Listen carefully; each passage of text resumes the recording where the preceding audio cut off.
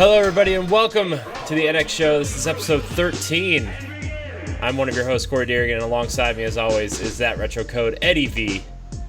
Welcome to Indie World, the codename NX version. Hello, everybody. Yeah. Also joining us is the wise Wisconsinite, Jesse Douglas. How's it going, everyone? Ray is not joining us because he's doing his 500 follower stream. So congratulations to Ray. Very proud of him. Very, very happy for his success over on twitch.tv/Ray Apollo. So go follow him, go give him some love, and yeah. So it's help him reach that 600. Yeah. Yes. Yeah. So it's been a week. I didn't expect all this news to happen, but here we are. We have a lot to cover today, so our what we've been playing section will be pretty short this week. But before we get started, I do want to go over some housekeeping.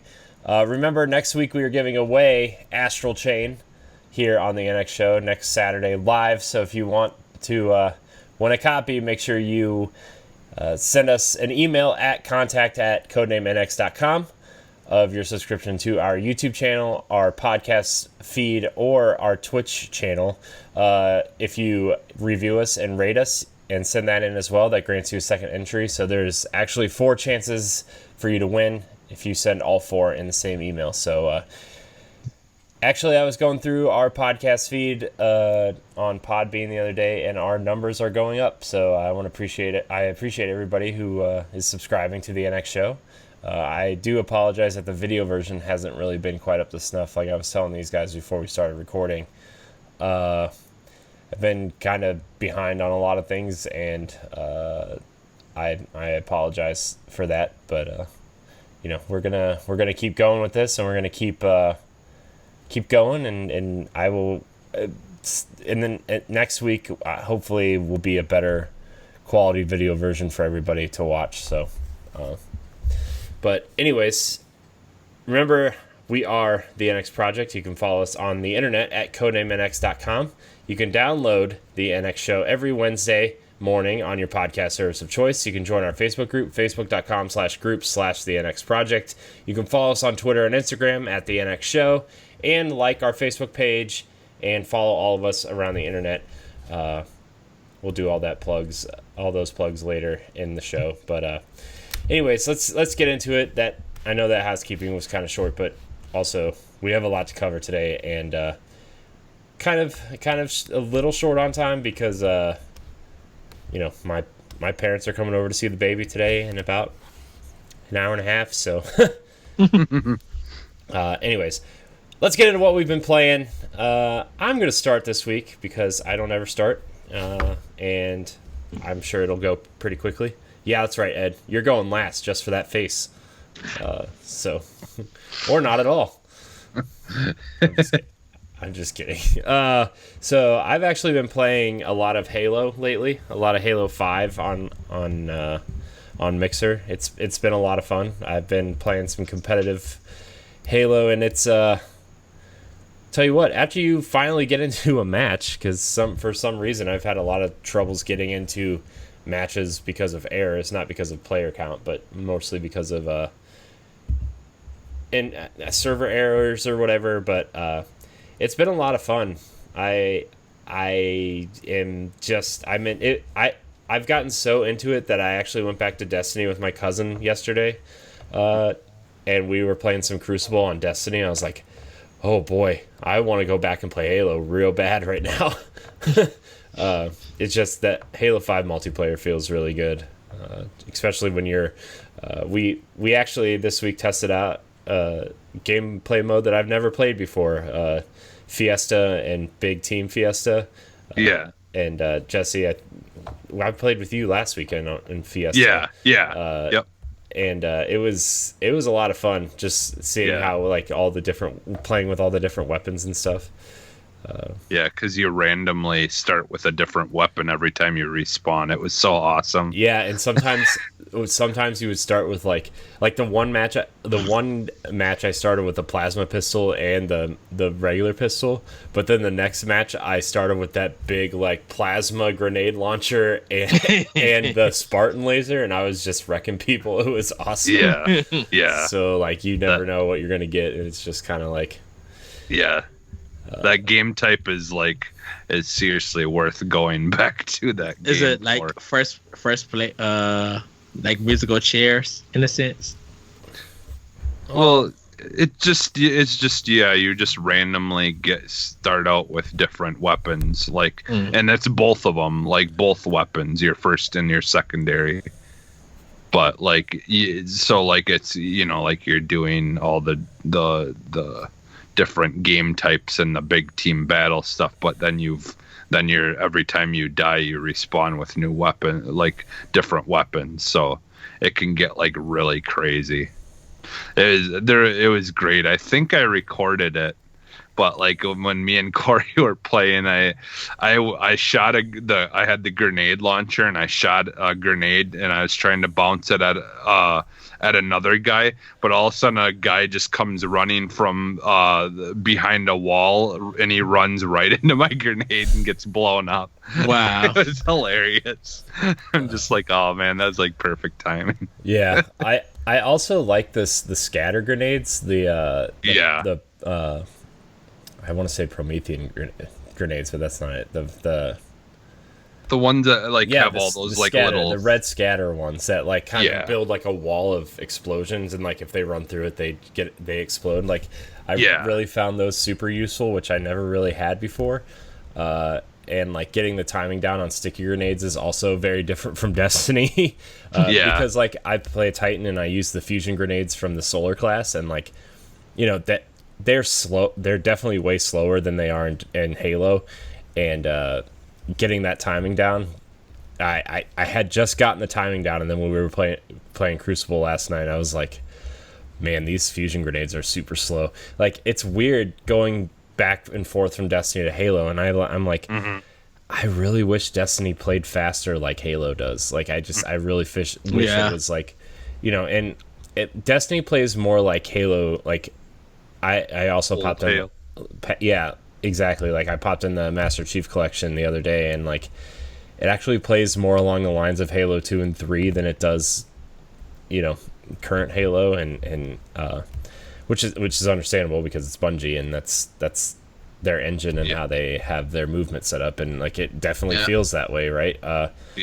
But it was just kind of jarring too, because Halo runs at 60 frames a second the whole time and is very shiny and very colorful, and then you go to Destiny and like, not that there's anything wrong with this art style or anything, but Destiny kind of feels slow and faded and not bland, almost as non-responsive as Halo, and like the environments and stuff, unless you go to like Leviathan or some of the like maybe Nessus, like the colors aren't as vibrant and bold as they are in Halo, and it kind of has this washed out look to it almost, and I'm really just I'm really loving going back into Halo, and I've found I've rekindled my love for Halo so much that it's like every time I go back to Destiny now, it's like, man, I want to go back and play Halo. So it's so weird. Destiny, I'm thinking, kind of needs to cut a palette of No Man's Sky, in a sense. Yeah, I kind of wish, like, and I don't know what the future of Destiny holds yet, but like I kind of because like I assume there's probably going to be a Destiny 3 at some point, although I wouldn't mind if they built on Destiny 2, but like if they did like an engine upgrade or whatever, I would almost like them to take a more stylized approach to not that it's like super realistic or anything, but I would like them, because like the way it is in like the comics and like concept art and stuff, it's like very cell shade is the wrong word, but kind of has like a very distinct art style, and like you get into the game and it's kind of more of just, it's more realistic than that art style that they kind of put out there. But you know, I wish it was more like Halo and more bold and more like, when you see bright colors, they're bright. When you see shadows, like the shadows kind of really still feel like the bold colors just in shadow, you know, like the lighting and stuff. So I don't know, but going back to Halo this week was really awesome. And I was just gonna say, I feel like Destiny kind of needs a Japanese aesthetic, in a sense. Ed, do you think every game needs a Japanese aesthetic? But I think because of the armor and the I way think that Platinum Games should develop Destiny 3. Edward Varnell. Do you think people would be upset?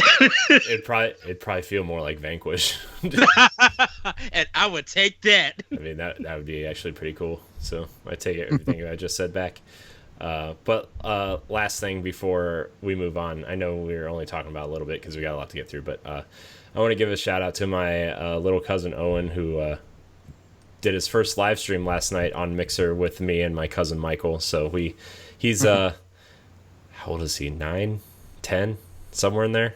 And dude, he's like a master at Fortnite, which I know a lot of kids that age are, but like we were playing Fortnite with him last night, and he was just killing it. So you know. And it was weird because like I didn't realize he was watching me on Mixer, and my mom texted me. She's like, "Are you doing something on the internet right now?" I'm like, "Yeah, I'm streaming on the internet." She's like, "Well, your cousins are watching." I'm like, "Who's watching me?" So I pulled up the chatter list because it gives you a list of people who are in your chat. And I saw him. I'm like, "Who? Nick?" She's like, "No, Owen." I'm like, "Oh, hey, Owen." And like, I guess he went crazy because we were talking about him online. So it was kind of cool. Because like he wants to do that. Like he's like he set up his own YouTube channel and everything. So I told him I would help him with it. So that was kind of cool to see. Like, oh man, like it's sometimes you just forget, like when you're doing stuff on the internet, that like real people might be watching you. So Yes. Also, my mom watched a little bit, so hi, Mom. I always say hi, Mom, on my streams now because like somehow she doesn't know how to use a computer, but when you install apps on her iPad, she just punches it in and she knows what she's doing. I'm like, oh, well, good for you, I guess. So good job. Moms. Good job, Mom. Moms, we love them. But Jesse, what have you been playing this week? All right, so I ended up picking up Remnant from the Ashes right away. I pre-ordered it. Yeah. And so I've been playing that, and it's a very difficult game. Like I played like for like an hour and a half the other day of just trying to beat the boss that I'm at, and I still haven't yet. So it's like basically like the best way to explain it is it's like a Souls game. It's like playing Dark Souls and stuff like that, but it's almost like a mix of Dark Souls and either Fallout or you know, something along the lines of Fallout, because like you have different armor and stuff like that you can unlock or buy or find, you know, similar to any kind of RPG game, and then you can also like when you destroy stuff or characters, you get things will drop either currency or it will drop iron and stuff like that. And so then the way they have their thing set up is every weapon that you have can be upgraded to be more powerful and be better, you know, and things like that.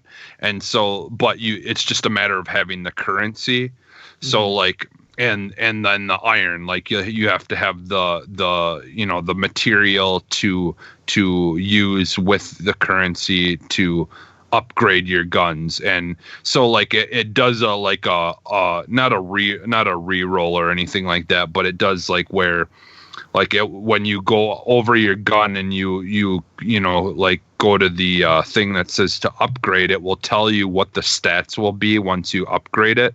And it will tell you like how much more damage it does and things like that. Now, like where it gets kind of interesting for me is when you get to the armor stuff. Like you can upgrade your armor and stuff as well, but each armor piece has its own like stats for the protect, like what it protects you against.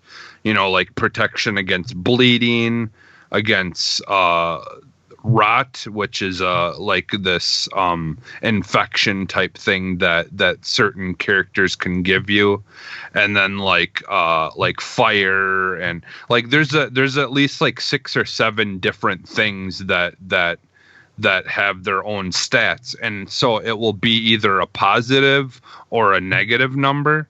And so like basically like you're trying to figure out a good balance of those positive and negative numbers on each piece of armor to try to so like if you're going against like certain enemies, you know, in a level, like you're gonna want like I said, there's the ones that can cause rot.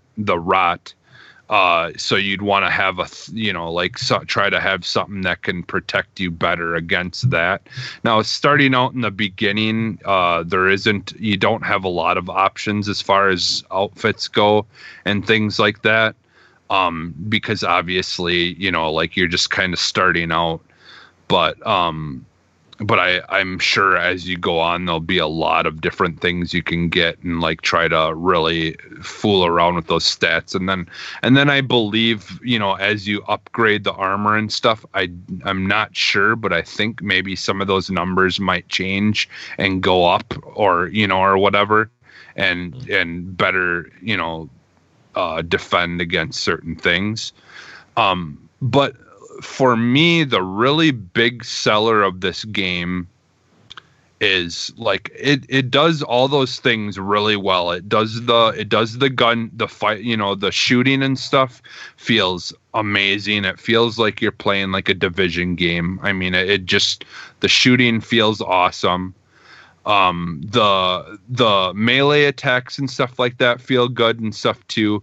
Like the only thing that's kind of a little different that took some getting used to is, unlike Dark Souls and stuff like that, it doesn't really have a lock-on button that I know of.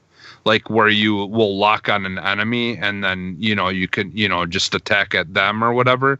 It's unchained. So like you just kind of swipe at things and you dodge and all that stuff like you would do in Dark Souls, but you just don't lock onto a character like you do in those games.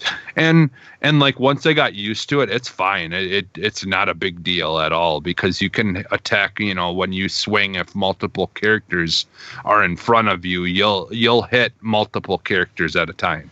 So it's not like they've kind of, you know, like set it up and it works really well.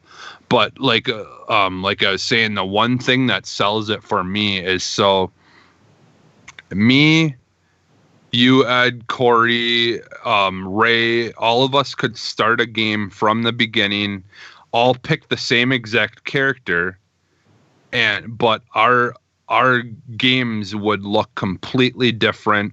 Would start out in different, you know, like we'd go to different parts of the worlds, we'd go against different bosses, we'd go against different enemies, all the way through the whole entire game, because every single thing in this game is completely randomly generated. So like no one person has the same exact experience ever throughout the entire game. So like you may see a boss that I went against in the very beginning, you might see it closer, you know, like hours and hours and hours and hours in. Mm-hmm. But still the world that you're seeing that boss in won't look like mine did, because every building and all that stuff is procedurally generated. And so it's in a lot of ways it's very similar to like some of the roguelike games where the whole, the worlds are procedurally generated. But even with a lot of them, like there's still a lot of things that are very similar. But with this, there's just like they have all the assets of all the different kinds of worlds and stuff, and it just kind of loads different parts into that world. So nothing ever will look the same no matter who's playing it. So that in my opinion, I think is like gonna be the future of gaming once we get these more powerful consoles. And I could really see them going crazy with a lot of that stuff, like the idea of a single player game that a campaign that has completely different campaigns or different looks, depending on who's playing it, is a really cool idea. Like, could you imagine if someone, if you and someone else were playing like Horizon Zero Dawn, but the world looked completely different, depending on who's playing it, like things like that, like that's really interesting to me, if we have something like that moving forward. That becomes more and more often, It would have to be more games digging in that rogue like design into it, because some people, if they're not paying attention, that you're getting all players are getting different worlds, they wouldn't even recognize that they're playing a rogue style kind of game. Yeah, and like what's cool though is, so it is a co-op game, so and it's unlike a lot of the other games, like like the Souls games and stuff. A lot of times some of those games are kind of finicky when it comes to trying to join people in their game, depending on like what your levels are and all that stuff. With this game, you don't have to worry about any of that stuff. Unfortunately, I think it scales to whoever has the higher level. So that means if your friend that's joining you is a higher level than you, then it will scale to that person. But I feel like for the most part, it's like, you can always just kind of start have your friends get to a certain point or whatever, or it doesn't really matter, because honestly, like in the beginning, it's it doesn't make too much of a difference, your upgrading of things, because it's more along the lines of you just upgrading your skills of like you have certain skills and things that you can put on guns and stuff as well. Like different things that the effects that the guns can have, kind of similar to like Destiny and stuff, like what they have, like where a certain skill on the gun will or Division 2. So it's honestly like a mix between like Dark Souls, Division, and Fallout, like kind of a mix, like a good mix of those three games. And I'm loving it. It is like a Souls game. It's very difficult. Like at times, the bosses, like the boss that I'm on, I think has like 6. There's like one long health bar, but there's like 6 sections or 7 sections to it. And I got really close once to beating him. All I had was like 1.5 bars left of his health to finish. But like it's definitely set up more for co-op. They want you to play with friends. And what's cool is like you could join my game, and anything that you collect while you're playing in my game, you bring back to your world. So like you might like get materials from bosses that you haven't gone against yet, because each boss like drops, and like certain powerful characters drop specific materials that you can use to make boss weapons, they're called. And so there's like really powerful weapons that you can make and upgrade and stuff, but you have to kill certain enemies or like the bosses, and you use those materials to get special weapons and things like that. Mm-hmm. And yeah, it's an amazing game, and like everywhere online that I'm looking and stuff, like everyone's giving it a really good rating. I think the lowest rating that I've seen was a 8 out of 10. But like people who are playing it and stuff are giving it at least like a 4.5 out of 5 or a 9 out of 10, or like on Steam I think it's got a 9 out of 10. I guess it was the number one selling game on Steam, like when it's first started coming out already. Like it just started selling like really fast on Steam. So like it sounds like a lot of people are enjoying it, and I definitely am, and I'm looking forward to trying to play some co-op eventually, because I know for sure Ed, you're getting it. So Yes. So but I suggest people go and check this game out. Like, cause if you're looking for a really fun game that you can play with friends, like I honestly think this is a really good game, and it's only $40. So I mean, it's kind of a Good deal. bargain game. But it and there's things about it, obviously, like if they did it a little bit more bigger scale and more polish, they could make it a $60 game. But I honestly love it the way it is. I think its lack of polish almost gives it the feel of like what it's trying to do. Like it's supposed to feel like you're kind of in the gritty and these different alien infested like worlds and things like that. So and the other thing too, the last thing I'll say is like I'm really enjoying, like normally when in games, like they have like in RPGs, they have like where you can find like diaries and things like that you can read that kind of tell you stuff about stories and things about the people that were in that world or whatever, to make it feel like it's lived in or whatever.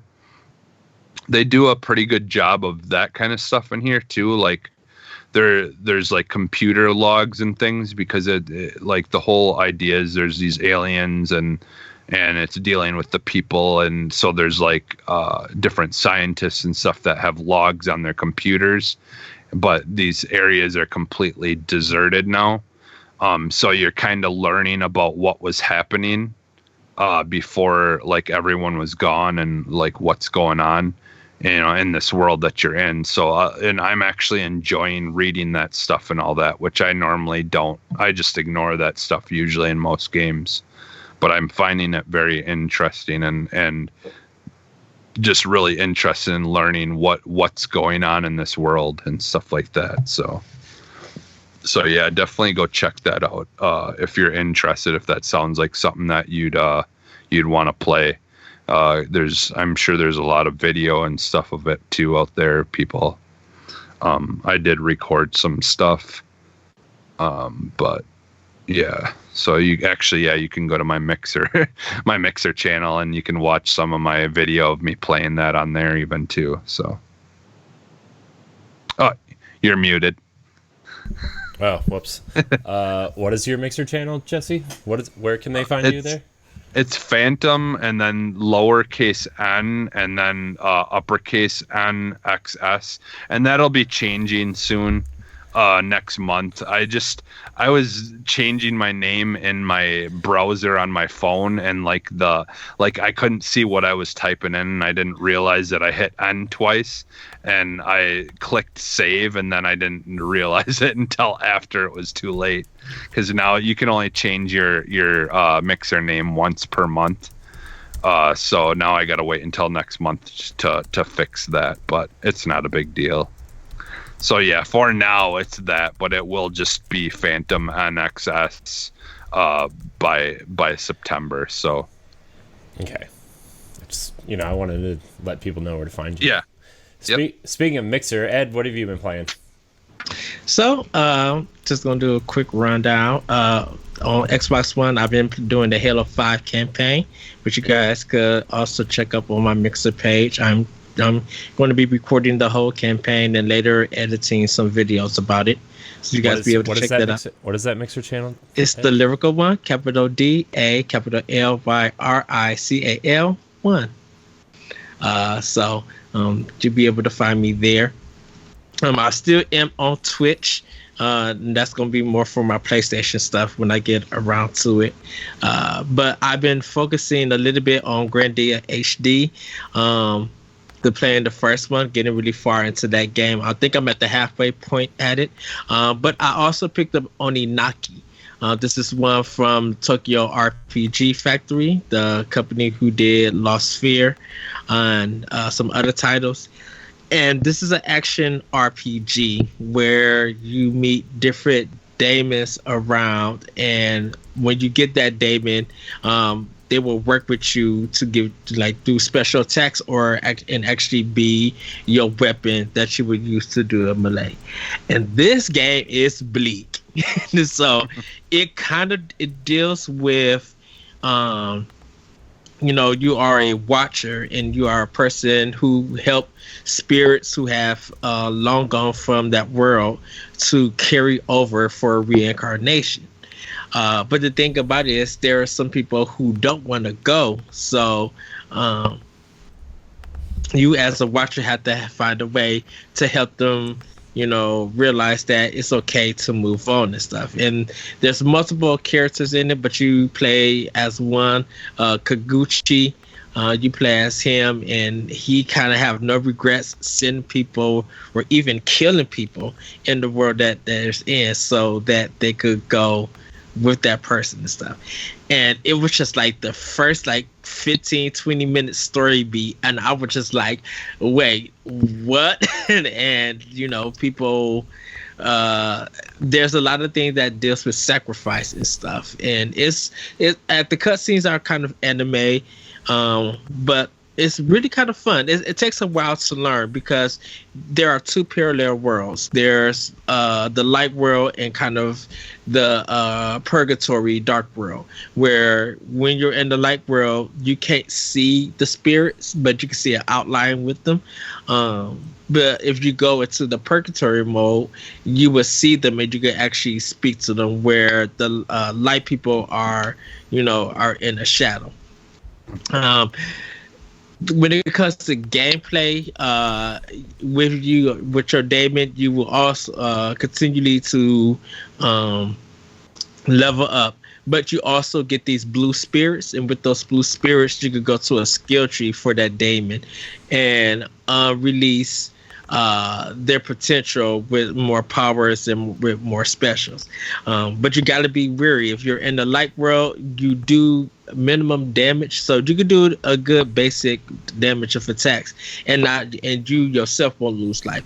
But if you go into the purgatory world, you could do a lot of damage, but they also take a lot of damage out of you. So if you stay there and you thinking that you're gonna be able to fight a boss or anything, they could take 2 or 3 hits off of you and you're dead.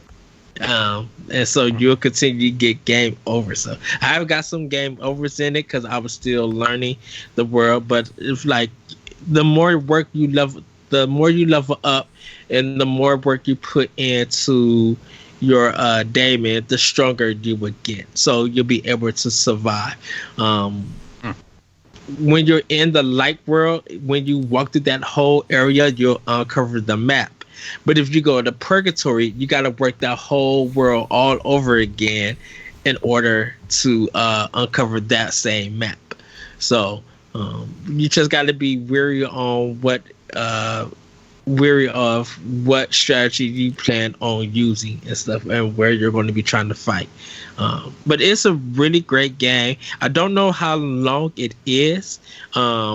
But this one feels more approachable than Lost Sphere in a sense, because Lost Sphere, as good as a game that is, you really don't get a chance to grind and level up and like really face a boss. In Lost Sphere, you kind of like, if you, whatever enemy that you can see, you really just have to force fight them, because you're going to need that experience to get better. And sometimes they don't respawn or anything, so sometimes you have to leave that whole level, go somewhere for a few minutes, and then come back so you can fight them again. Not so much with Oninaki. You can fight enemies in the light world and then switch over to the dark world and still gain levels and still get powerful. So the more damage you meet, the more weapons you will get, and the more powers you can unlock. Also, you can unlock the memories of the demons to understand their story of why they are attached to you and who they were in their previous life.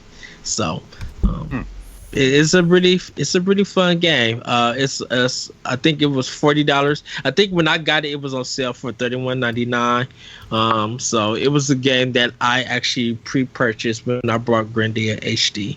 So it's a really good game. I can see why it's getting kind of like 7s or 8s. There are some problems with the frame rate.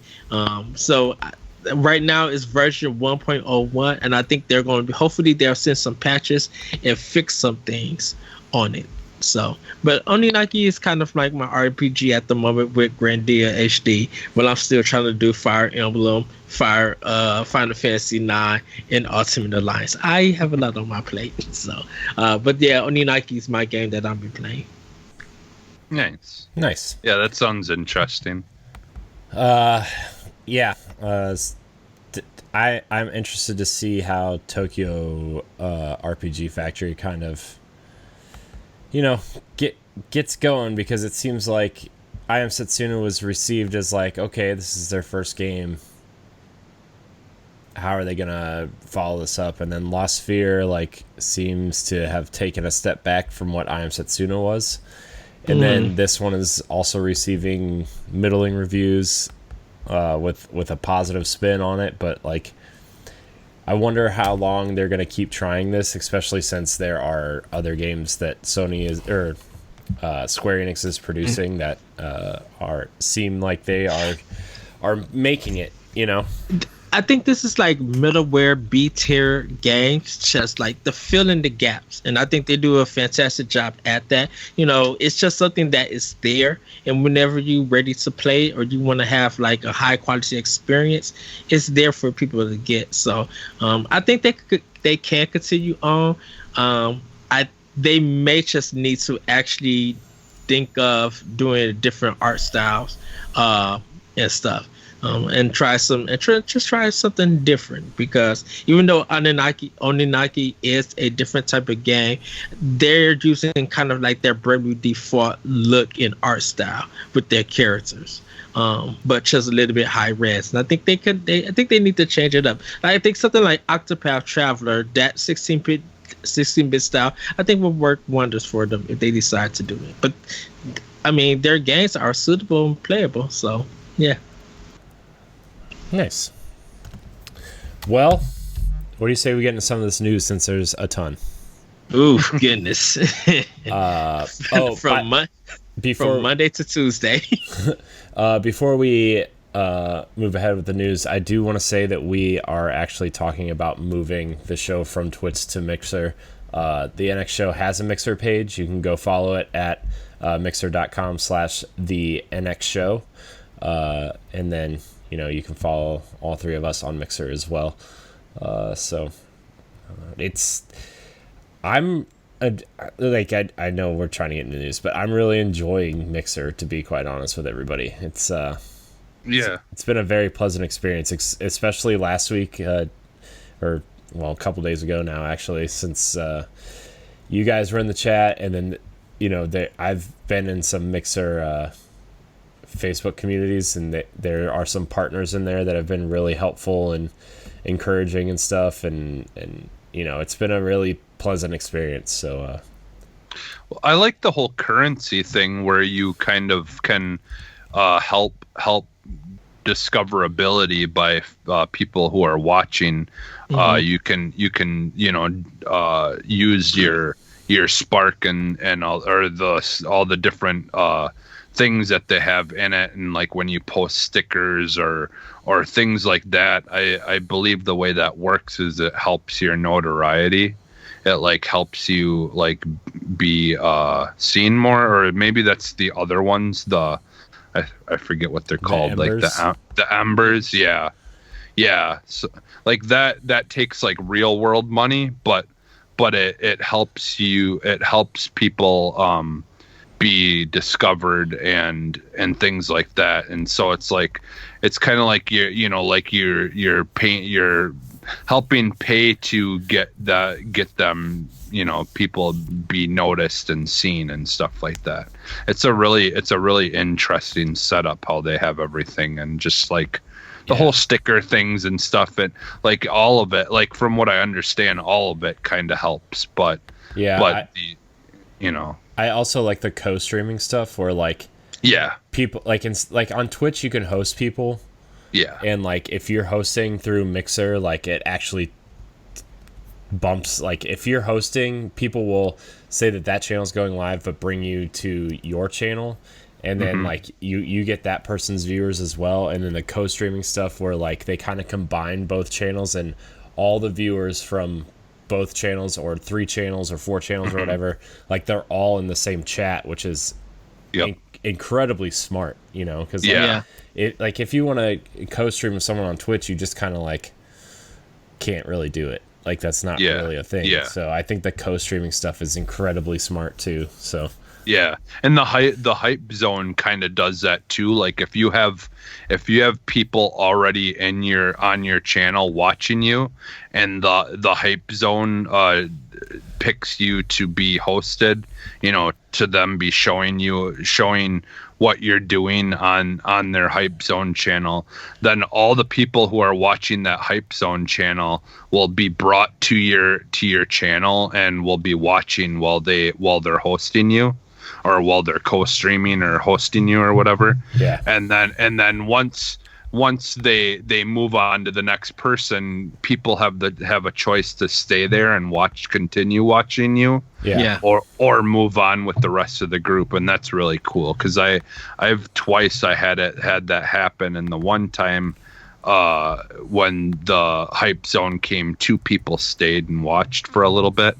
So that's another cool way to bring people to your channel and help you get discovered. Like just by playing, certain games, you can help get discovered, and just playing, like something that's a little bit different from whatever everyone else is playing, that will ultimately on here help you get discovered too. Because like me and Ed were kind of talking about it a little bit before we started the show.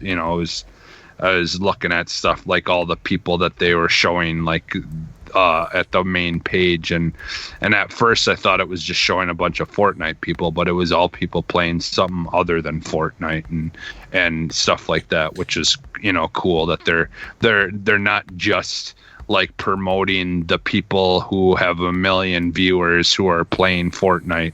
They're hosting people who are playing other things, or advertising people who are playing other things, and people who are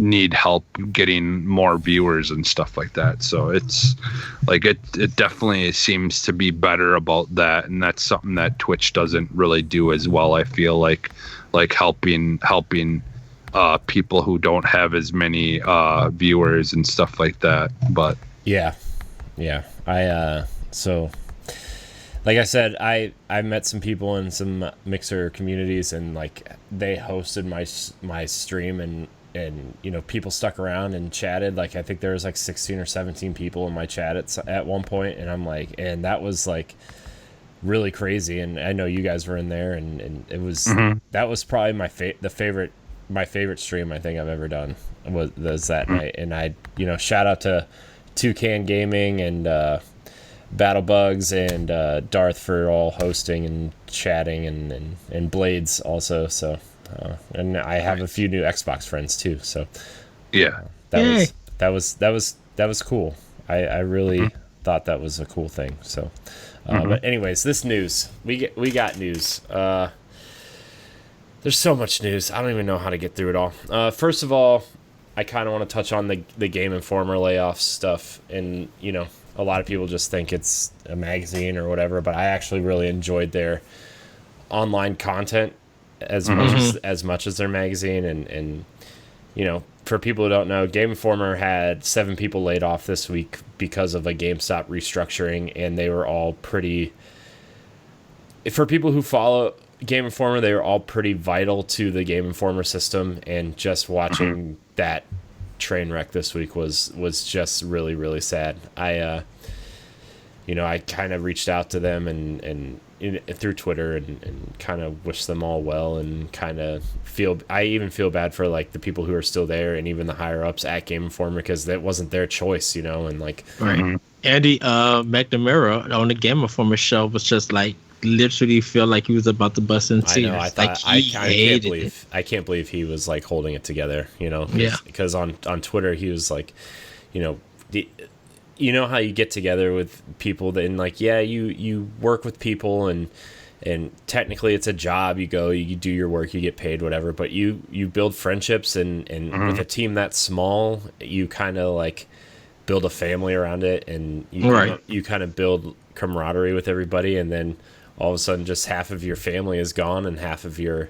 workload doubles, and you just kind of feel terrible all the time, and like they've had to delay a bunch of stuff. Like Jesse, you and I were talking specifically, they don't even know if the podcast is going to continue right now because of all the work that they now have to put into restructuring what Game Informer is. And like, I really thought they were going to sell Game Informer before they started laying people off. That was my initial thought, was like, well, if GameStop goes under, I wonder if Game Informer will exist as its own entity, if they'll try to buy themselves out, if they'll be sold, The funny thing is, Game Informer is strong enough that they can stand on, and I think people. Yeah, I mean that's the thing. That's what you said, Ed. That's the thing. They're the only part of GameStop's business that's had an upswing year over year. Yeah. So sorry, I didn't mean to interrupt you, Ed. Oh no, I'm just agreeing with you. Like, I personally think they could stand out. I think there are enough people who still read their magazine and still go to their digital content, and they have a big things of subscribers and stuff. I think Game Informer. Yeah, go ahead, Jesse. Well, in there, I was just gonna say, and yeah, they're just so good at what they do. Like, like that's why. Like, I'm fairly new to the podcasting scene compared to a lot of people, and and stuff like that, because like eventually I started listening to Giant Bomb, and then eventually I went to them, and like now it's like them and Giant Bomb and all that stuff are like I have to listen every week to their stuff, because they're so good at what they do, and yeah, I was really bummed when I found out about all that. And of course I'm really bad lately about, like, I don't know what's going on in the news and stuff like that. I've just been preoccupied everywhere else. So like, I didn't actually find out about it until I'm actually listening to this week's show or to the last week's show. And they talk about it right away in the beginning. I'm like, what? It got like breaking news that, Game Informer staff were being let go, and that I found out that on Twitter. I'm like, what the heck? Yeah. Like, to me personally, there was no signs that Game Informer were going to be affected by GameStop in their restructuring, because they have such an upswing in popularity, definitely for this gaming industry, that they wouldn't be affected like this. And I think even the employees at Game Informer were shocked that this was even happening. Yeah, unfortunately, I've gone through stuff like this myself in jobs, and I've seen things like this happen. And yeah, and it's unfortunate. It's unfortunate. I know you have too. Yeah, two stores closed. Yeah. So. I've like my very first job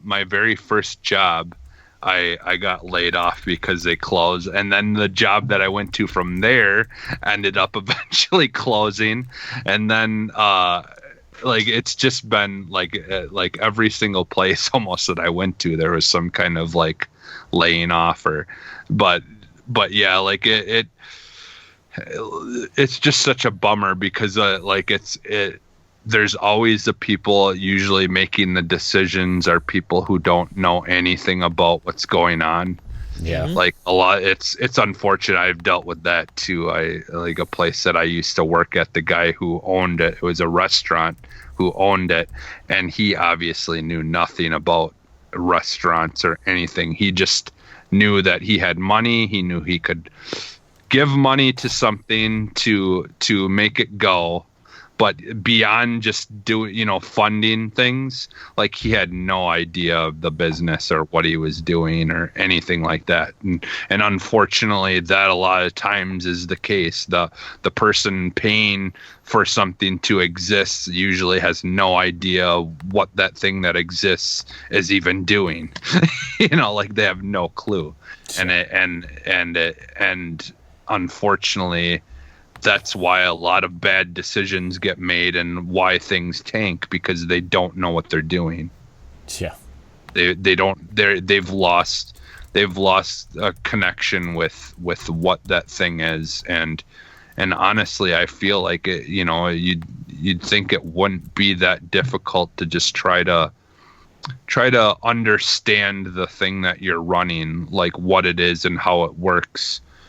And the people who work for it, and I feel like it wouldn't take that much effort to be able to make better choices. But I guess who knows, though. I'm not in that position. But so with GameStop in general, it's a two-way street in a sense, because the landscape of gaming is changing in a sense. You hear people making that decision that they're going to go all digital. Yeah. And then you still got people who still do physical, and the trading and stuff, the budget to buy new games, that cycle is still going there. People don't like GameStop's return policy and some of the business transactions that happen there. But I'm just like, there is a shift. And me and Corey was even talking about this. We were talking about this when we was recording Tuesday, that GameStop, not GameStop, Microsoft, when they was talking about all the used game deal when Xbox One first got announced, how people were so upset about that from people making feel like physical is still going to be important and used game sales are still going to be important. When Microsoft reversed all of that, got rid of all of that, it's the shift in buying games and acquiring them has changed. So it felt like that argument that happened wasn't necessary. I know people fought tooth and nail to voice their opinion, but now that's going away because people are now doing Game Pass. People are now doing PS Now. People are buying their games digitally. People are waiting for a Steam or Epic sale. So going into to any retail store to buy a game, for some people feel it's unnecessary. You get to play the game quicker. You don't have to deal with boxes laying around your house or anything. Everything is just right there in front of you and stuff. The only thing you literally have to deal with a digital sale of a game is its license, and that's it. Or if they take it off the store, you can't re-download it. So I think GameStop, their business got affected by that, and some of their business decisions with their rewards card and stuff have irked some customers and stuff. It's just weird on how they are going to go about it from now. And it's sad to see those employees that got fired from Game Informer, and I think like you said, Corey, all of that stuff was out of their control. Yeah.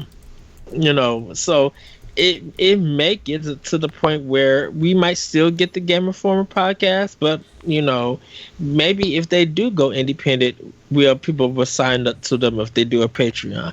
Maybe people will do a bonus Patreon like package where not only do you get extra stuff of content from the podcast and from online, but that's how you acquire to get the print version. Because if GameStop stops doing the physical version of the Game Informer print and just makes everything digital, they may think that that's a saving money kind of business thing, but it's just going to be like, if I get your card, do I automatically also get the digital print version of the Game Informer stuff?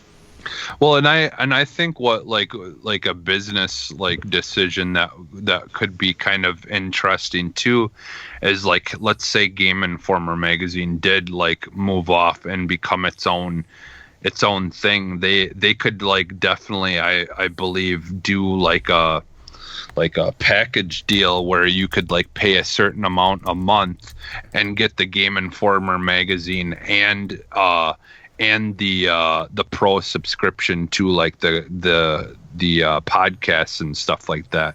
I think there's unique things, because I honestly I think the Game Informer magazine still probably does do pretty well, but I think there's a lot of people though that listen to the podcasts and like me who don't really have Game Informer magazine at all, and I get a lot of my news and information about things through the podcasts instead of reading it in the physical form. But I think in my opinion, with the kind of work that the guys do on the podcast and stuff, I honestly think that if I were a company who is dealing with games and all that stuff or anything, I would definitely be looking at trying to see if I could, pick them up, because I think they would bring a lot of attention to, whatever it is that, that you do as far as in the gaming world. Well, I know, they would be a good team to have. Well, I know that 2 of the people who have gotten laid off have already found jobs. So but, I mean, also I think it's hard for them to find jobs in the gaming industry unless it's freelance or from home jobs. Because they're in Minnesota and about 90% of the gaming industry is in California. It's at Texas. Yeah, that too, but most of the media stuff, or even New York. So it's incredibly difficult for them, especially to because a lot of them have families. How do you just uproot your family and say, hey, we're moving out west and our standard of living is going up by 300%, and got to figure it out, and that's hard, and watching them post, and the other thing too is 2 of them were at Gamescom in Germany, and they don't even know if they're going to be able to get to fly home, and one of them was on vacation. How do you just do that? How do you do that to people? How does that phone call go? Yeah, that was the most angering, heartbreaking part of all this.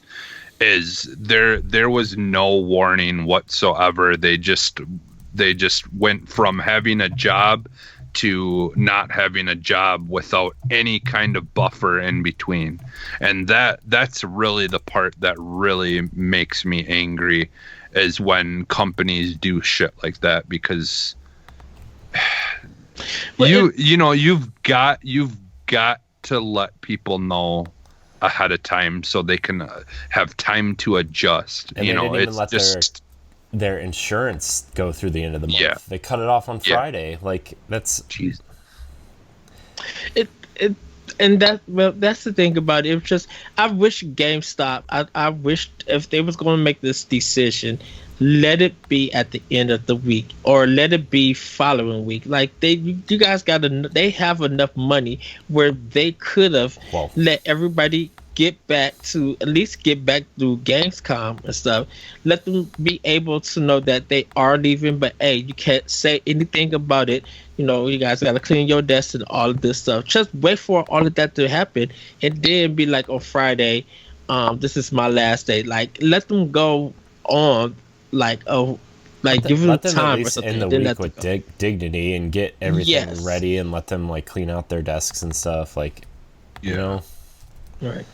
Yeah, and like you said, like let them actually, continue out the rest of the month with their insurance and things until they can get back on their feet. Like, it's such BS, man. I hate when companies do crap like that. it's just awful. And I makes me think sad. and I Because think it's not like they did anything wrong. They freaking did their job day after day, and they worked their butts off, and then that's how you repay them. Well, Yeah, this maybe is the you don't, thing. maybe you can't afford it, but they did what they were there to do. The least you can do is continue doing what you should be until Well, everything is back, the way Well, they're. GameStop, what they fired like with 100 managers or 150 executives or something Yeah. like that. Yeah, something like that. So I think what GameStop is trying to do, I know they're trying to restructure and everything, but this is not the right way to restructure. What they did to Game Informer is going to solidify that people are going to hate. People are going to not want to do business with you anymore, and that they will make sure that what you bring out fails. Because Well, to that point, Okay. Ed, what you said, like to watch them fail, like I don't even know if like, I mean, first of all, if you're going to restructure, why would you get rid of people in the only part of your business that's looking up, right? Like the only part of your, like, if you're planning on keeping Game Informer, like, why are you getting rid of people? Especially like, if you're gonna get rid of people, like I bet the 7 associate, or I think it was 5 associate editors, their managing editor, and a West Coast news guy. All right, like why? I'm sure if you got rid of one more executive, that one executive makes more than all 7 of those people combined, right? Like Right. I can almost bet money on that. So like, why wouldn't you just get rid of 1 or 2 more like managers or executives or something, like, and keep the only part of your business that's looking up, like has an upswing, like 6.6 million subscribers to a magazine these days is nothing to snooze at, right? Like, and 2.1% or 2.1 million of those are still getting the paper magazine. Like, that's huge, right? And like, I know it's an incentive for you to like go into their store and get the GameStop card or whatever, but like, you can get Game Informer magazine without going to GameStop. Like, you can order it through Amazon. Like, that's not, you can do that. I resubscribed for 2 years for $20. Like, that's a steal for a magazine. Here. Like, I Same here. It's for people who weren't going through like the one up Ziff Davis age, like seeing even like EGM, how big they were. People not only subscribing, but people were going to stores buying their magazines and stuff. And yeah, even when the internet came, people were still buying the work of EGM. And just to see them all let go and how Ziff Davis clothes went up down, like that was a hard thing. And it's kind of the same thing that's happening with Game Informer. Well, like my thing is why do you need to have 4 or 5 GameStops in one city? Yeah, that's like, the seriously, other thing too. Like, there's like why? There's probably 4 GameStops within driving distance of me. Like, I mean, like a 10 to 15 minute drive. Like, yeah, me too. Like, you don't need 3 or 4 GameStops per city. And like, I know that's kind of like leftover from like when they bought EB Games and Babbage's and FuncoLand and stuff. But like, you don't need all those stores, man. Like, how much? If you close like 20% of your stores, right? That could have saved. And I know that like those are people that need jobs and whatever. But like, but they could, instead of only having 2 people working at one store, they could have 4 people working at one store and have less buildings, Right. you know, How and many times have you have gone more into people who can actually do stuff and get stuff done without having to bust their asses, you right. know, like how many times have you walked in the GameStop and there's probably like 10 to 15 people in there and there's one person at the cash register. yeah. And like exactly. if somebody has questions or if somebody doesn't know what to do, like you know how many parents go in there and just buy their kids games and stuff, and it's like how many like Ed, you probably know this better than most of us too, work in retail. Like how much does it help to have at least like 1 or 2 more people there, you know, when it's busy? Yeah, like when the business doesn't understand that you're trying to manage how many employees you got in your store, working with hours and stuff like that. When stuff gets busy, it gets really hard to help everybody and everything. So, I mean, yeah, I've been through this multiple times and stuff. Yeah. So, well, and I just think the savings from rent for that many buildings alone, like they'd be saving so much money because that kind of rent for those buildings that they're in usually, that's not cheap. Like they're spending a lot of money for those things to be there. month. And why when you could have more people actually being able to do their job in one building versus having 2? It's mind-boggling how dumb it depends. It's mind-boggling, but it also depends on how that business treats its employees. You know, GameStop might be your dream job, but there might be a lot of responsibilities that come along with it that people don't know. Yeah. And so, you know, if you got all of these responsibilities and not getting paid that to handle those responsibilities, it looks like no one is really benefiting on wanting to work there. Yes, I can understand having 4 or 5 stores open is ridiculous. They're probably thinking, and this is from a GameStop kind of viewpoint, they're thinking that if they got those stores that's in a busy residential area where there's just a whole bunch of stuff going on, definitely during holiday and Thanksgiving and birthdays and stuff, you know, you don't want to go into the store that, yeah, you have 4 people but if you're the only store going in there, they may that limited quantity of games and stuff may not be the best idea. You try to have 4 employees at one store and 15 people are trying to get 4 copies of Grand Theft Auto 6 pre-order and ready to buy. If they don't get enough copies in the game, you're gonna have about 9 people upset that they don't have that game. So they're gonna carry their business to somewhere else that's gonna have that game and stuff. But if you could get 6 copies per store, 24 copies, you should still have more employees and stuff. If you get 24 copies and 15 people go to different stores to get that game, you'll still have enough. And so that's good for that particular business and everything. And I do understand. I do get you, Jesse. I do understand trying to have having 1 or 2 stores in an area. I could understand. Having 4 is kind of ridiculous if they're only about 10 minutes apart. Like that, to me personally, that's crazy. Especially, you know, the thing is, especially when we live in the age of like kiosks, you know, like honestly, it's to the point of where they could almost put like a red box style thing outside of buildings. And that you literally could just buy a game and it'll come out like a vending machine. And you know what? The building. You know what the problem with that is that shoot, you can't even get games out of the red box because they always gone. Yeah. So well, see, that's the thing is, I think honestly they should have been investing in their own version of Redbox that was just games and like. So all, you know, like all that space that you waste. People are trying to break into that vending machine to steal those games. Well, I mean, it's the same thing as movies, though. You're not. I mean, it's not like movies are, you know, block because from that type of behavior either. Yeah. Well, because honestly, like, I mean, with places like Blockbuster and stuff, no more. Like, it's harder and harder to rent games, and there's still a lot of people out there who would like to rent and try out games before they buy them.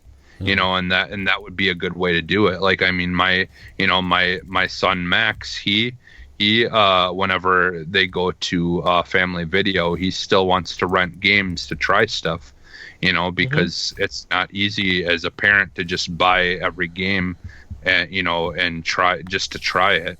So it's still a nice thing to have. And if they could do one that just focuses on games, like a Red Box, I think that it would probably do fairly well, because it's harder to find game rentals. The thing about it is that if a particular game shows up on a digital platform, they will probably get it there before testing it out. Or they'll wait and see if they got Game Pass and soon Stadia and stuff like that. They may wait for that to try it there and then go get that game, because maybe the price may drop, or they may have like a free weekend, or later on down the line a demo will come out for it. And it kind of depends on what genre of game that people are interested in getting. But that's the thing. It's kind of funny how, like, in the age of when everything had a demo, that was when people like would rent games the most, and now that demos are barely ever a thing anymore. It's like now it would be the perfect time to have game rentals be bigger, easier thing to get a hold of, because we don't have as many demos of games and things like that to try before we buy it. Yeah. So I honestly think that we're in more need of game rentals being easier now than ever. The crazy thing about game rentals or demos in general, it's kind of weird that Switch is kind of the system to try demos, because it's a demo button there.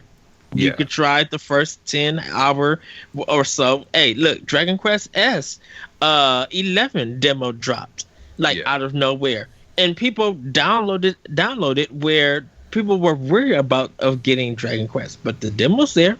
People are just like, oh, I'll play a free demo of this game, and if I like it, then I'll go get the game. And if it's cheap on PlayStation 4, I'll go get that version over the Switch. Yeah. That demo is there. Why didn't Square Enix do that demo on PlayStation? It's just so weird when it comes to demos and stuff. But that's, I guess, our discussion on GameStop. Corey, you got anything else? Yeah. I mean, look, I wasn't expecting the conversation to go that far.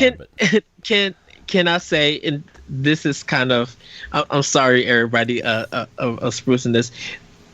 It was hard to get that information, and definitely with Sony buying Insomniac, and then the Disney and Sony thing happening. It was weird for Monday of joyous stuff around just gaming industry to happen to feel like it was like everything crashed in a sense on Tuesday with the negative news. It's kind of weird to have something. I don't think in my gaming history of seeing news of that happening, something very positive happening one day and then something very negative happening the next day. Yeah. So, by the way, Insomniac being purchased by Sony, pretty big. Well, it wasn't that interesting, because it's like, well, I mean, it was interesting, but it was like, this should have happened years ago. It was funny because I think a lot of people already just assumed Sony owned them. So well, they didn't technically, but that's what they are known for, is making Sony games. Some of Sony's biggest, titles. The thing titles, about it is, it's just that some people were waiting, anticipating, and some people were confused because I guess Ted Price and some of the CEOs and them was just like, Insomniac was an independent company and they were always going to stay independent. They weren't going to allow anybody. They said that on a IGN Unfiltered episode, actually. They said they were proud to be one of the bigger independent studios. And I mean, Sony must have just really backed up the dump truck. Yeah, that's what I was going to say, is money will change anyone. People will stay true to what they think unless a lot of money gets thrown in their face. I really don't think that Insomniac has ever been independent. I think they always relied on a publisher to give them money to develop their games. Like EA, Microsoft, and Sony, like all of their games that they release, they may belong to Insomniac, but they have used a publisher's money to always develop that game. That's my opinion or idea. Well, I mean, that's true, but that's still the definition of an independent.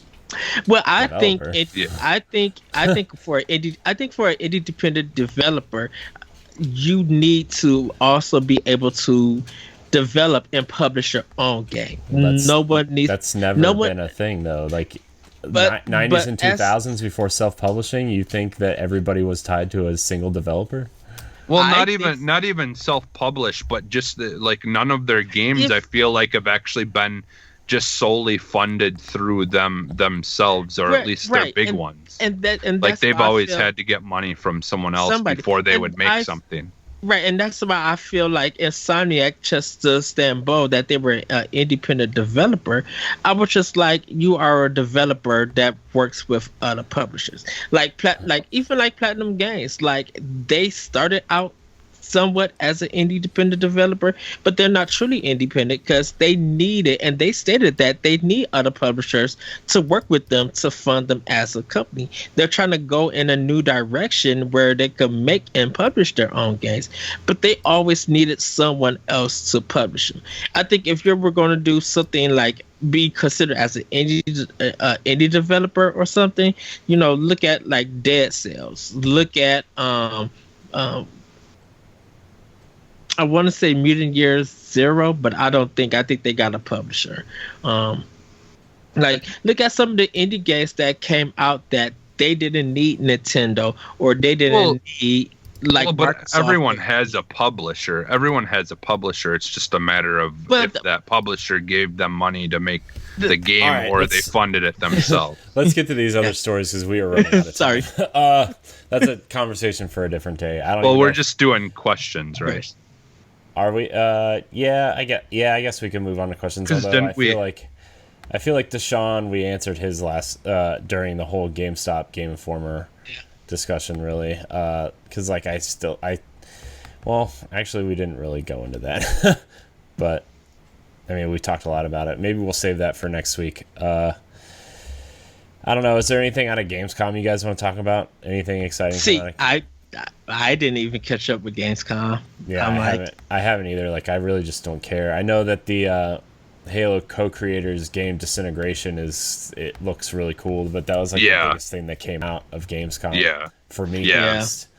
Yeah, I watched the only thing I've really watched was I watched like a breakdown of the Xbox stuff from Gamescom through the it was a breakdown video of what they talked about during the what is it called, the Xbox Inside show. Xbox. Yeah, Inside Xbox. And they kind of like went into like Gears and stuff like that, which that Horde mode looks awesome. And Gears. Yeah. It looks so fun. Escape looks cool like calling in airstrikes and all that stuff. Did they show the campaign? Because I thought they were saying that they was going to be showing something of it. Campaign. Yeah, they showed a little. They showed a little bit of it and like kind of went over some of the things and like showed some animation and like I think they're showing more of the campaign and their own stuff, I think, coming up here soon. So, but the Gear stuff was pretty interesting to watch. and just all the new things that they're doing, where like characters have abilities and things like that, and in horde mode and all that is really cool. I like the whole concept of that, and the Halo characters being brought over. Yeah, the Reach characters was cool. Like, I liked seeing that. Like, but where's Master Chief? Where's Chief? He's on He Infinite. might be. He's getting ready for his Infinite debut. Yeah, I could see that being something that comes out later, even like to promote Halo Infinite. Like, they'll have like a Master Chief like character that you can get or something like that, or if you pre-order Infinite, you'll get Master Chief as a playable character in Gears 5 or something like that. Yeah, I could see them doing that. Yeah, but I think those are the big news stories. The other big news story was 2 BioWare producers left. The producer of Anthem has left BioWare to it seemingly looks like he got poached, because he said he took another position in another studio, but he hasn't announced what studio that is yet. And then the creative director, the producer and director of Dragon Age, whatever the next Dragon Age game is, has also left BioWare, which that I don't know how far along that game is in development, but that could spell some worries for some people. I guess it depends on what his position. Like, you guys talked about it last week with the guy that had left the Halo franchise or whatever. But like, from what everyone's reporting, like, yes, he played somewhat of a big part in it, but at the same time, his leaving wasn't going to really affect anything as far as moving forward, because the people who are still there were doing the majority of that work anyways. Like, he was more of just an overseer, and like, and everyone else that is the core of what Infinite was going to be is still there, so it doesn't really affect anything with his leaving. So that that was kind of trickled out after the initial announcement of him leaving and stuff. Coming out. So that was reassuring. And kind of good to know. I mean, I didn't think there would be too big of a problem, because like, I was hearing them talk on some of the other podcasts about the first Halo and the second Halo basically being completely redone, and they got it all done in like a year or whatever. They got everything out, and they like restarted like a year before it came out or something like that, and had it all done and finished in a year. But I mean, it's a little bit more different nowadays, because games are much bigger and stuff like that. But but it doesn't seem like it's a big deal. Yeah. So, I mean, we'll see. We'll see what happens. We'll see how I think BioWare in the next few years is going to look really different, and I think a lot of people are going to kind of see BioWare in a different light. Probably it's going to take a few years. It's going to take some of Anthem and Mass Effect Andromeda to wear off, but hopefully, I don't think BioWare is ever a name that's going to go away. I think people are going to, when they think of BioWare, they're going to think of late 90s, early 2000s BioWare as like peak BioWare, and it's just going to be a different studio. Who knows? Yeah, who knows? I mean, they could figure things out and come out with something great, and all, Anthem and stuff will just be a thing of the past. I mean, it's really hard to say, because the gaming industry is constantly changing and evolving and becoming something different, or like, I really think with the next consoles coming out too, and having that more power and that more ability to do certain things, I think is gonna be a a positive and a negative thing in some ways, because it's going to be positive because they will be able to make better looking, bigger games, but hopefully the industry realizes that with bigger, better looking games, you've also got to give people more time and, and things like that, so it's, to me, it's just like, just because the game looks good doesn't mean that it's going to be good. There's a lot of factors that come to it. So even though they will have that power, and BioWare being as a historic company that they are, because they got a lot of strong franchises, it's just not going to be about looking good. They're going to have to be committed with the content that they give, and really bring out some experiences that remind people on why they are BioWare and why they are a top tier company. Yeah. Well, and it's just the thing is though too is like it's unfortunate that BioWare has to hold a lot of the burden of the bad things, and it's like but how much of that is their fault and how much of it is the to blame for them just not having the kind of time and resources that they maybe needed to be able to finish things properly, and I think that's really gonna be something that we could hopefully see more attention being brought to in the future here, because I mean it's already kind of starting. People are trying to be aware of hey, like if a company's not letting people have enough time or overworking them, that we need to speak up about it. And so hopefully things will change, and because honestly, do we really need a new game coming out, from the same developers every year?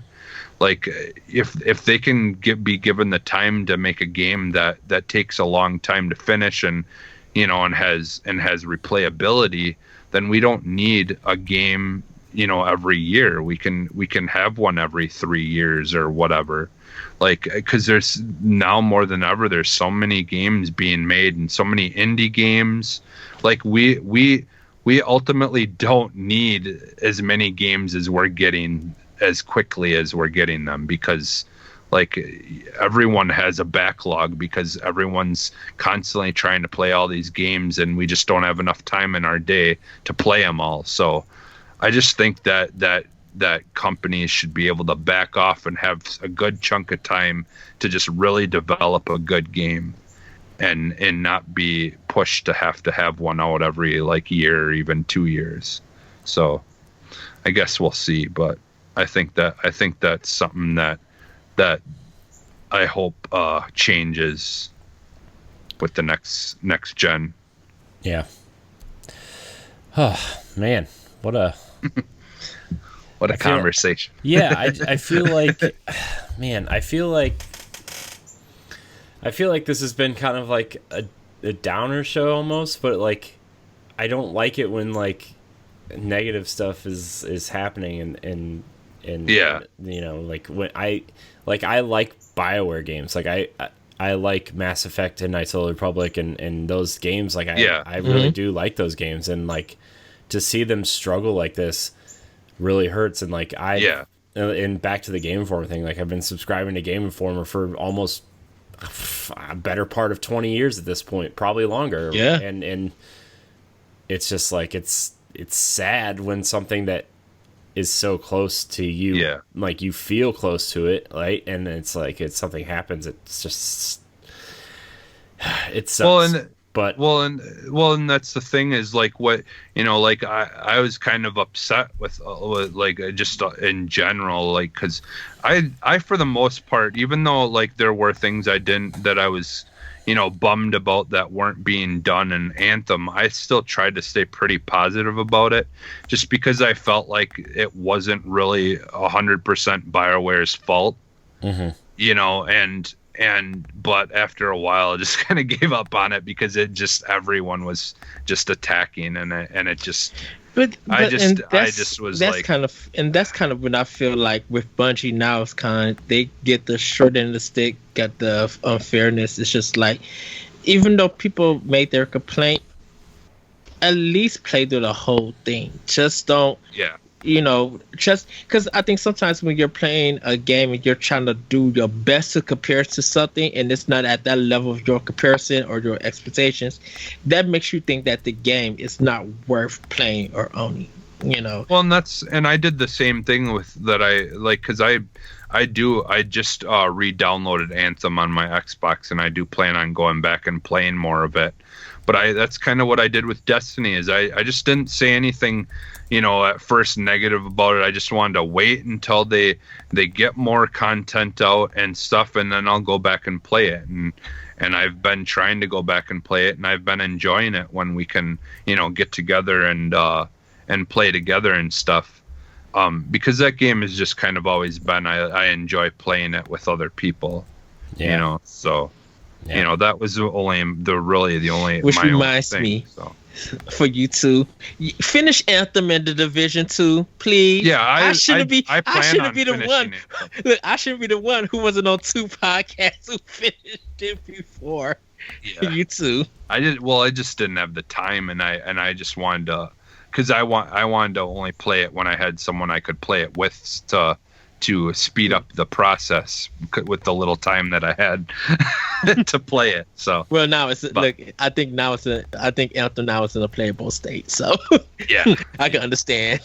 Yeah, I wonder if this Cataclysm event is going to have a No Man's Sky / Destiny 1 style effect on Anthem.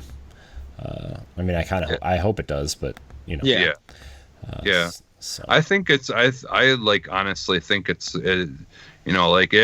honestly reminds me of the very beginning, early stages of the first Destiny, where it, when it first came out, it was so just basic and I'm hoping that eventually here, that it's just, changes its course. Because it is a bummer, because there's so many things about that game that are amazing that no one else does, in my opinion, as well as they did it. But that can only get you so far, unfortunately. Yeah. Well, Corey, you want to answer Brendan D's question before we go? Yeah, we're going to have to make it quick, though, because I am running out of time. Okay. How are you going to handle all these new releases this fall? This is Brandon D. He emailed us at contact@codenamenx.com, which you can also do, or tweet at us, or follow our social media threads. So he wants to know how we're going to handle all these new releases. I mean, the same way I do every year, just pick and choose, and hopefully I can pay for some of them and have the time to play them. Take out a loan. Honestly, Game Pass has kind of been like a lifesaver in that regards. And because in terms of Xbox games, I want to play Gears 5, and I wanted to play Devil May Cry 5, which is now on Game Pass. I wanted to play all these cool games, and if I would have had to spend quote unquote real money on them, it would have been it just would have been over. But for now, Game Pass has been a lifesaver. So the only games I really have to worry about at some point is Control and Modern Warfare. Those are the only two Xbox games I'm really gonna have to figure out. And then Nintendo is oh man, there's a ton of games in September that I really want in October. So I've kind of limited it to 5 games for that system too this year. So for me, I just plan on getting games, and the way that I'm going to handle them, that some will be backlog, but some of them I'm trying to play all the way through, finish it, and then go on to the next game. So I try to get them when they come out, or if I can't get them, wait a couple of weeks. And then when I got the time and money to get them, I'll go out and get them, and then play them as I can. I try to get through stuff a little bit fast, so I can move on to the next game. So that's how I'm going to handle it. Most of my stuff that I'm getting is Nintendo, just like Corey, Control and Modern Warfare. Still, I always talk about Wreckfest and stuff. I need to get all of that. One thing I can say is that I have nothing for Sony that I'm looking forward to besides Concrete Genie. I think that's the only game that I'm looking forward to Sony. So I don't really have to worry about that platform. And Borderlands 3, because of my decision and how I kind of view Randy Pitchford and his antics throughout the Borderlands 3 stuff, that game now can wait. My thing with Borderlands is I just feel like there's already enough things out there that are kind of doing what I want Borderlands to do already. So like, because I liked the Borderlands games and stuff, but I've tried going back to them, and they just don't hook me like they did when they first came out. So I just think I've kind of fallen out of love with that franchise, and there's just so many other things, so many games coming out that I don't have money for that I want way more and I'm way more interested in. So yeah, I think that's just kind of the thing. And luckily you guys, like focusing a lot of yours on Nintendo, I'm almost all mine's focused on Xbox. I can't even think, like, because I mean, I do want to get Astral Chain eventually, but I my problem is now, like, I've been I want to try to do more streaming and things like that, and a lot of games that would be good for streaming that I really want are coming out. So I'm kind of focused more on that because I can get more out of it than just a game. It's also, that, and I can have fun, it's just that as well. A lot of new product that's coming out is just happening on Nintendo for this fall compared to a lot of stuff dropping for Xbox and PlayStation that people want to play. Yeah, Death Stranding and all of that other stuff is fine, but like Nintendo kind of just have so much coming out that people are excited for it to get. Yeah. So, like I said, there's both of them. There's a lot of stuff coming out that I can only get on Xbox and stuff like that too. So both consoles have a lot coming out. Yes. Oh man, what a show. So I'm glad we got through those questions. If you want to email us your questions, remember you can email us at contact@codenamenx.com. We're also giving away Astral Chain. The news at the top of the show, or housekeeping on top of the show, will tell you how to win that. So stop on by, email us, and maybe you'll win. If you're live in the chat, you'll find out who wins on Saturday. So yes. Yeah. Okay. So we are actually like really over time. I'm just gonna do quick outros. Jesse, where can we find you? You can find me almost everywhere at Phantom NXS. Ed, where can we find you? You guys can find me at that retro code and check out Optional Opinion. You can find me at CorianH2713 on Twitter. You can follow the NX Show on Twitter and Instagram at the NX Show. You can also like our Facebook page and join our Facebook group, facebook.com/group/the NX Project. You can visit our website, codenamenx.com. And I'm working on editing a few things that we recorded last week and some stuff from Jesse that he sent to our chat. So that'll be fun. Mixer. And go to Mixer and add us. Yeah. Oh, yeah. Go to Mixer. All the links will be in the description of the episode below. Follow all of us, including the NX Show, which I think we might actually be moving to Mixer after this giveaway. I don't want people to go to Mixer next week and be like, we're go to Twitch next week. Where are they? I thought they were giving away something. So anyways, I want to thank everybody so much for watching, and until next week, we love you. Bye everybody. Bye. Woohoo!